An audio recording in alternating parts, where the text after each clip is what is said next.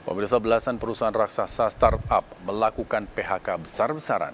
Padahal diketahui sejak pandemi merebak 2 tahun lalu, justru perusahaan digital menjadi primadona.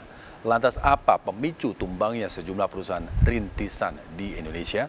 Berikut liputan tim Delik RCTI.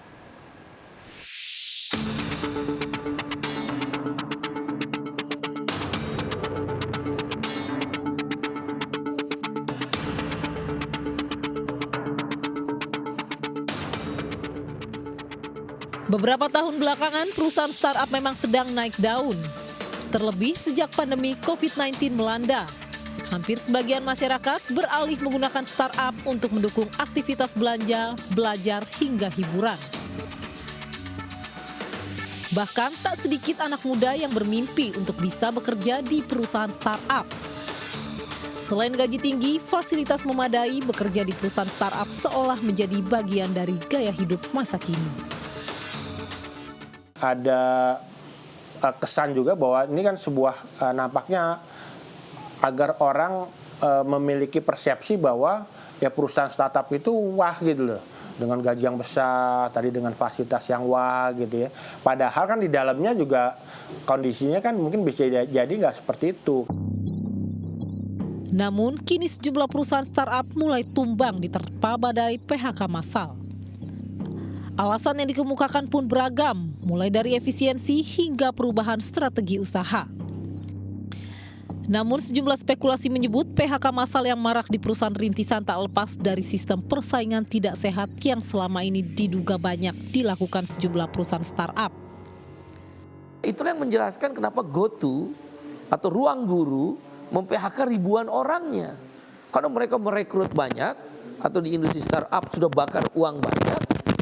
Tapi konsumen atau pelanggan tidak sesuai jumlahnya sesuai harapan mereka. Mau nggak mau kan mereka harus melakukan efisiensi, restrukturisasi keuangan. Itu faktor utama sebenarnya. Terkait hal ini, Kementerian Tenaga Kerja menegaskan pihaknya meminta kepada perusahaan-perusahaan startup untuk melaporkan setiap tindakan PHK yang diambil. Sebab menurut staf ahli Kemenaker Dita Indasari, selama ini banyak perusahaan startup yang tidak melibatkan maupun melaporkan PHK karyawannya kepada Kemenaker. Hal ini akan berimbas pada hak-hak yang harus diberikan kepada pihak karyawan yang mengalami PHK. Terlebih menurut informasi, banyak karyawan startup yang di-PHK secara mendadak. Jika teman-teman pekerja dari Ruang Guru dan Happy Fresh merasa